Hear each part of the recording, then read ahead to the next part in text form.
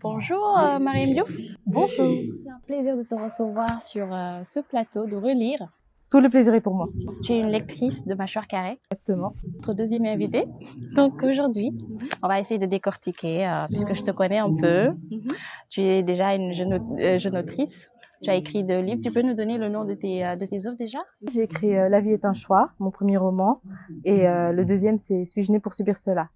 Suis-je née pour subir cela? Suis-je née pour ne pas rencontrer Marème?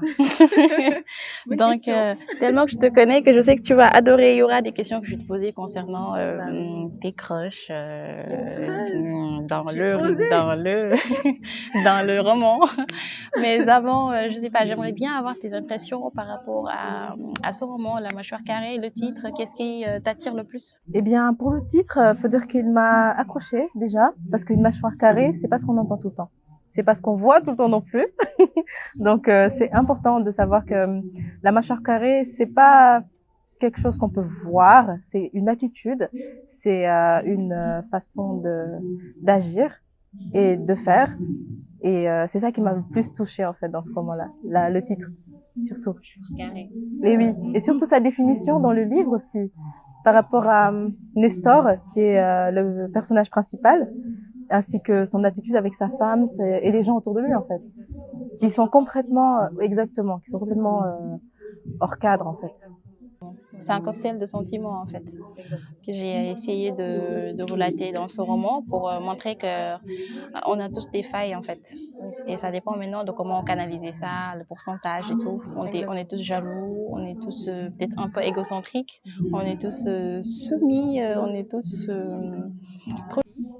Mais après il faudra pourcentager pour ne pas comment on appelle, basculer. Par des excès surtout. C'est exactement. Excès de sentiments. N'importe ce que c'est, excès de gentillesse, c'est pas bon.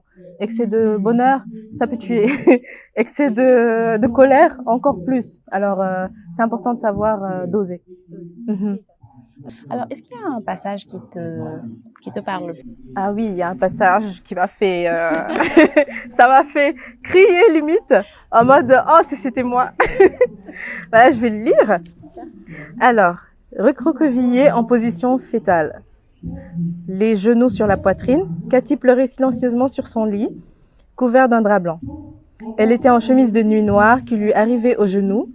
Elle s'était démaquillée et avait pris un bain frais sous la directive de Nestor.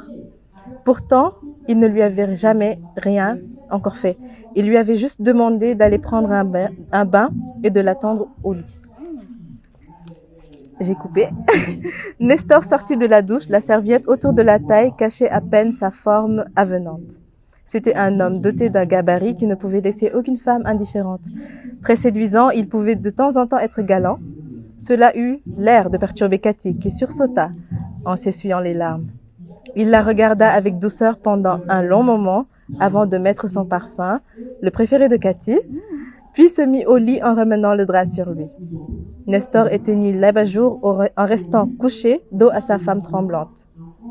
Cathy prit un grand souffle et plaça littéralement son corps sur le lit et fixait le dos musclé de son mari. Elle ne dormait pas, elle ne pouvait pas dormir, croyant qu'à tout moment, ce bel homme pouvait lui sauter dessus pour la punir d'avoir brisé son iPhone. C'est cette partie-là qui m'a le plus retournée. Pourquoi? En fait, déjà, au restaurant, moi j'avais peur qu'il s'attaque à elle directement là-bas sur le lieu. Mais après, lui avoir promis une punition, il agit de manière aussi perturbante. Ça m'a retourné si c'était moi, oh mon Dieu. Tu t'attendais à quoi quand tu as entendu punition, quand tu as lu ce passage? Tu t'attendais à quelle punition, par exemple, en lisant? À vrai dire, comme j'ai l'esprit un peu tardif, faut le dire, j'ai pensé, toi aussi, j'ai pensé à plein de choses. Une punition corporelle ou autre chose en fait, parce qu'une punition, ça peut être une douce punition, comme ça peut être une punition vraiment très physique ou mentale. Moi, j'ai pensé d'abord à la punition physique. Après, j'ai pensé à peut-être un autre type de punition qui pourrait être pourquoi ne pas l'attacher quelque part ou quelque chose comme ça en fait. Mais quand j'ai vu ça, je ne m'y attendais pas en fait. C'est vraiment quelque chose d'incroyable. Et pourtant, faut dire qu'il y a des hommes qui agissent comme ça. psychologiquement, il te traumatise. Exactement. C'est une punition psychologique. Exactement. Et là, tu as peur constamment parce que tu ne sais pas du tout quand la personne va agir. Exactement. C'est exactement ça. C'est exactement ça. C'est pour décrire en fait la psychologie. Vraiment, en parlant de ça, Abdon Yao, tu allais faire quoi? Si tu étais à la place de Cathy, naka ngay réagir? Donc, dugal, dañuy waxtaan, dañuy wax, wala dañuy xeex. Faut pas oublier que Nestor c'est un homme violent. Donc si tu vois le comportement de Cathy, elle a peur de dormir parce qu'à chaque moment elle pense que Nestor mën na yeewu attaquer ko, dóor ko wala xoj ko. Donc c'est psychologique. Il y a des gens qui vivent ça en longueur de journée, qui sont belles, qui sont vraiment très gâtés par leur époux. Voilà des époux qui sont vraiment très voilà bien bâtis et tout, mais c'est déjà traumatisé. Donc l'idée peut-être voilà. Donc l'important c'est pas de donner une leçon de morale parce qu'après c'est comme dans le cinéma on dit on n'est pas là pour faire un film pour donner des messages et tout. On fait un film et puis on part. Mais quand même il faudra toujours ici leçon de morale. Donc c'est le cas ici pour montrer qu'il y a des femmes qui subissent des violences psychologiques et c'est atroce. Mais pas que. Parce que en lisant j'ai découvert que la femme, oui, avait cette violence, avait subi cette violence de Nestor, mais Nestor lui-même avait un traumatisme. Ça veut dire que, en fait, son père a été maltraité par sa mère, et du coup, la tendance c'est ça qui m'a le plus plu en fait. La tendance est inversée, c'est-à-dire que c'est l'homme qui est maltraité, et c'est la femme qui est là et qui déclenche en fait. Donc, l'homme peut être blessé par une femme. Ça, ce n'est pas quelque chose qu'on dit, ce n'est pas quelque chose qu'on voit souvent, mais ça a des répercussions énormes, comme on peut le voir dans l'histoire de Nestor et Cathy. Tout à fait. C'est une violence conjugale, en fait, ou bien une violence faite aux hommes avec un grand H. Donc, on inclut la femme et le masculin. Exactement. Alors, Marème, est-ce que tu as des questions à me poser? Eh bien, oui, j'en ai plusieurs, je les ai même notées. Alors, comment reconnaître ces cas avant de s'engager? Ce n'est pas évident. Tout le monde se ressemble en fait de surface, mais au fond, comment savoir quel type d'homme est blessé ou non et comment l'entretenir pour que ces séquelles-là en fait n'impactent pas sur ta personne à toi-même, toi qui vas vers lui, et surtout sur lui-même et son environnement. Comment savoir? Enfin, je crois que c'est un talent, parce que tu peux avoir le talent de connaître une personne juste en la regardant, de se fier à ton instinct. Ça peut être naturellement un talent. D'autres, ils vont apprendre ça. D'autres, ils ont la chance d'être psychologues, la psychologie.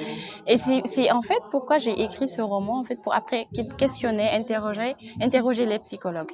Parce que je crois que ce débat, cette question est tellement importante. Comment reconnaître les psychopathes, les égocentriques, les personnes jalouses? Peut-être dans notre société, on a l'habitude de voir les personnes jalouses, de les reconnaître vite fait. Qui def mu soxoré dem ci sëriñ. Donc peut-être jalousie bi société sénégalaise moom la ñuy gën a mën a gis, mais les personnes qui souffrent ñoo am dañu am trauma enfance comme Nestor, quelqu'un qui est bien habillé, qui a de l'argent, qui travaille, qui a sa voiture, qui a une belle femme. Donc kooku xam nga normalement il n'est pas déréglé, il est casé, il est bien. Alors que non en fait day jënd voilà. L'argent ne fait pas le bonheur là, tout ce qu'on dit et tout. Ouais, tu peux bosser pour avoir tout ce que tu veux, mais au fond, tes plaies ne sont pas pensées. Et du coup, c'est ça qui fait les dégâts. Et c'est le cas de Nestor, parce que sa richesse coiffe sa souffrance. Exactement. C'est sa richesse qui coiffe cela. Et sa manière de se comporter, parce que c'est quelqu'un qui adore la vie. Exactement. Dans le roman, il y a une partie où il achète des montres à 2 millions, 1 million, quelque chose comme ça. Donc, c'est quelqu'un qui dépense pour être visible. Et tout ça, ça fait partie de l'égocentrisme, parce que une personne qui est égocentrique, c'est une personne qui veut que tout tourne autour de lui. C'est ça. Vous voyez, moi, Exactement. Même sa femme est devenue un accessoire. Pour dire, oui, exactement. Parce qu'en fait, pour dire à ta femme, n'allaite pas ton fils parce que tu veux pas que ses seins tombent. C'est même grosse violence. Exactement. C'est une violence, ça. Il est à l'extrême, en fait. Exactement. C'est inquiétant même de savoir ça parce que, en fait, ils savent camoufler, ils savent se cacher. On a vu des films sur ça. On a vu, comment il s'appelait déjà, le meurtrier en série, là, comment il s'appelait déjà? You, il y a You. Oh, You, lui, c'est un autre niveau, c'est un autre level. Il tombe amoureux à chaque fois. Mais il y en avait un autre aussi qui est passé sur RDV il y a longtemps, il y a très longtemps. C'était un tueur en série qui faisait partie de la police. Ah, de Derek, ce genre quelque chose. C'est lui, oui, oui, c'est lui. Exactement. Je me rappelle, je me rappelle. Et Et il il mentait est- bien. Oui. Il avait l'air de mentir. Donc c'est ça. Ils sont dans la société. C'est des gens Comme tout le monde en fait. mais qui cachent des souffrances, des traumas, parfois qui découlent de l'enfance. Et c'est important de pouvoir les déceler. Mais non, il faut ça. Il faut. Cette question est tellement importante que j'aimerais bien, pourquoi pas, aller voir un psychologue, essayer de discuter, voir comment reconnaître. Parce que le livre n'est pas un truc qu'on ouvre et qu'on ferme. C'est toujours, ça reste ouvert en fait. Les sujets sont importants, donc il faut les exploiter même au-delà. Et c'est pour ça qu'on écrit en fait. On cherche nous-mêmes des réponses quand on écrit. On ne donne pas des réponses toutes faites, mais on laisse au spectateur de se faire une idée, de se faire voilà une image de la chose, pour après aller demander, pour après aller savoir ce qui se passe et ce qui se fait. Voilà. Et même pour Nestor, en parlant de psychologie déjà, j'ai vu quelque chose. C'est que Nestor, il est égocentrique parce qu'il veut, comment dire, j'ai le mot mais il sort pas. Écrivain, ça nous arrive. Oui, oui, beaucoup. Il veut juste camoufler en fait. Il veut pas camoufler, mais il veut combler. Voilà, il veut combler ce que son père a vécu. Son père était traité plus bas que terre, et lui, il faut qu'il se retrouve sur les montagnes pour combler son ego et celui de son père en même temps et se venger. C'est un peu ça que j'ai compris. C'est ça. Nestor n'est pas encore en fait.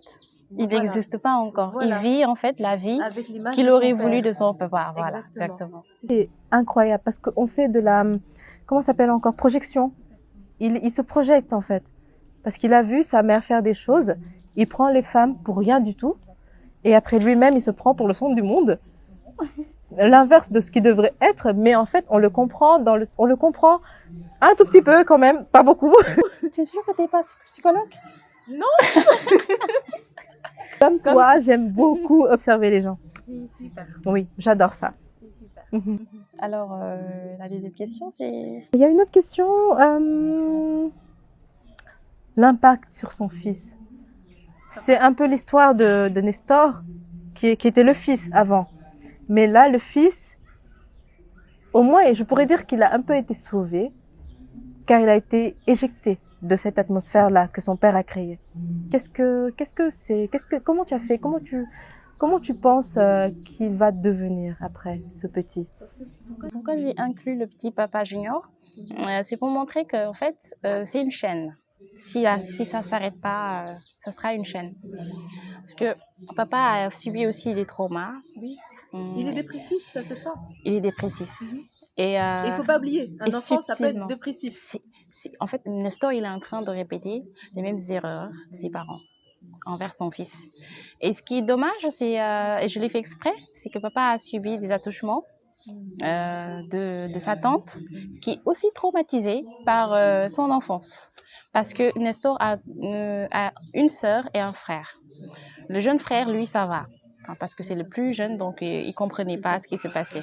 Mais la fille aussi, son trauma, le fait de voir son papa très faible, elle aussi, lui a poussé à abuser des hommes, des jeunes enfants, des garçons, pour leur apprendre à être homme. Donc Nestor, lui, il préfère se subir, comment on appelle, frapper les femmes pour montrer qu'il est homme. Alors que Dada, elle préfère aller faire des attouchements aux petits garçons pour leur dire, voilà, il faut que vous soyez des hommes masculins, voilà. Donc elle, son trauma, sa conséquence, c'est ça. Nestor, lui, il dit, il est un peu dans le type, voilà, il faut que je venge mon père, il faut que je sois mon père, il faut que je sois ce qu'il devait être. C'est ça sa perfection à lui, parce que son père n'était pas parfait. Et pour Dada, elle veut montrer que son père n'était pas parfait aussi, mais dans son entendement, c'est qu'on lui a pas appris. On lui a pas appris. Donc lui, il dit aux hommes, vous devez passer par ce chemin pour être homme. Exactement. Et Nestor, là, il incarne le vrai homme. C'est comme tu as expliqué. Oui. Donc c'est pourquoi c'est important. Moi, j'ai préféré mettre papa pour montrer qu'en fait, si Nestor ne s'arrête pas, si on n'arrête pas la violence dès à bas âge, ça sera encore une chaîne, ça sera une répétition. Donc là, papa, après, on l'a pas que dans la famille. C'est ça qui est inquiétant en fait. Parce que ce que tu fais à la femme d'autrui, après ce que tu fais à, par exemple, Dada, elle va le faire à combien de garçons après qu'elle va rencontrer? Elle en a fait à plusieurs garçons et elle n'a pas été incarcérée dans le roman. Voilà. Donc, il y avait eu procès, elle a gagné. Bon, là, c'était un clin d'œil à la loi.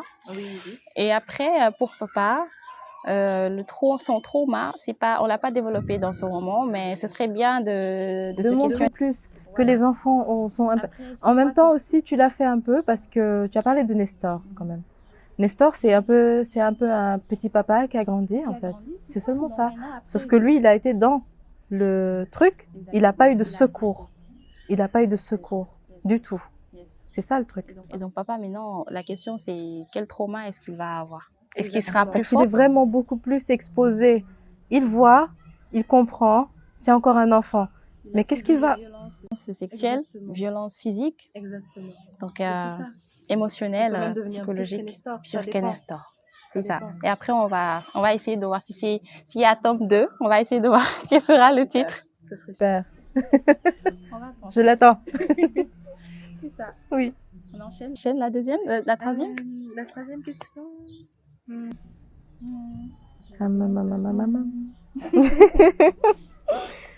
Alors, en fait, c'est l'impact sur sa femme. Après ça, après les violences subies par les femmes, comment tu penses qu'elles peuvent s'en sortir de quelle manière? Et comment d'autres hommes peuvent les aider à s'en sortir? Parce que quand un homme fait quelque chose à une femme, la femme a tendance à généraliser les hommes et à les mettre dans le même seau. C'est pas le cas. C'est pas vraiment c'est pas la chose à faire. Comment les amener à comprendre ça et à savoir qu'elles peuvent être elles aussi sauvées? C'est une très bonne question parce que dans le roman, il y a un passage où la femme de ménage de Cathy lui demandait mais comment se fait-il que après 7 ans de violence conjugale, tu arrives à retomber amoureuse en quelques mois? Comment tu as fait? Tu es forte. En fait, Cathy, elle n'est pas de ces femmes qui se disent j'ai subi des violences, tous les hommes sont les mêmes, hein, donc je vais plus m'engager. C'est pour ça que je te pose la question parce que ça n'a pas été développé dans le roman. Elle retombe amoureuse, elle retrouve de la joie, alors que c'est pas évident, c'est pas tout le monde qui peut le faire ça.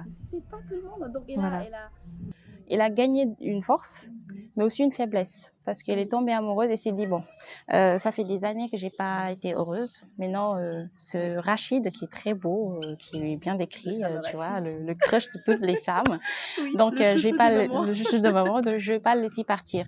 Donc elle s'est rabaissée en tant que femme, elle a fait des choses qu'elle n'aurait jamais imaginé faire. C'est dans le livre, vous allez lire ça. Donc pour montrer que franchement, elle a voulu sortir dans cet épisode pour pouvoir vivre de manière heureuse. Pleinement, et malheureusement, elle s'est rabaissée. Elle a fait des choses qu'elle ne devait pas faire. Pour la suite, il faudra lire le livre. Donc, elle s'est sortie. C'est ça. La troisième, c'est... super. Moi, je n'ai plus de questions. Et tu as un café? J'ai un café, oui. Et il faudrait bien qu'on termine notre café là. En tout cas, ça fait plaisir Je suis très contente de te retrouver. Enfin, non, comment on dit? De t'inviter sur ce plateau de relire. On se retrouve de toute façon. On se retrouve de toute façon entre auteurs. Oui, voilà. Ça fait plaisir. Et ça fait plaisir, ouais. Est-ce que tu peux donner un peu, le résumé de ton roman et puis... La vie est un choix ou suis-je née? Ah, tu as oublié le titre. Oh. D'accord. Ça, c'est La vie est un choix. La vie est un choix, c'est un livre qui parle de l'acceptation de soi dans une société où toutes les jeunes filles ne sont pas ouvertes. Par exemple, quand j'étais plus jeune, j'étais dans une bulle. Donc, j'avais besoin d'un exutoire. J'avais besoin de sortir de cette bulle-là. Fallait percer. Et c'est ça, en fait, qui fait La vie est un choix. Parce qu'on choisit de s'exposer après. On choisit d'être ouverte au monde. Alors qu'au début, on était dans notre bulle. On ne savait rien du tout du monde. On ne se connaissait que nous-mêmes. Et encore, on ne se connaît vraiment que quand on est exposé au monde. Et du coup, c'était ça, en fait. Le choix de se livrer. Le choix d'accepter, en fait, l'autre. Et de savoir qu'il y a une différence. Et de savoir que la vie, c'est un choix. Ce sont des successions de choix. Et chaque choix que tu fais peut avoir une conséquence. Positive ou négative, il y aura toujours des conséquences. Voilà. Et on aura l'occasion de lire, d'en relire. Et voilà, on va vous accueillir dans pas longtemps avec votre lectrice, puisque c'est le concept d'une demande. En tout cas, c'est un plaisir. Nous vous donnons rendez-vous prochainement pour un autre numéro avec un autre invité. Au revoir. Au revoir.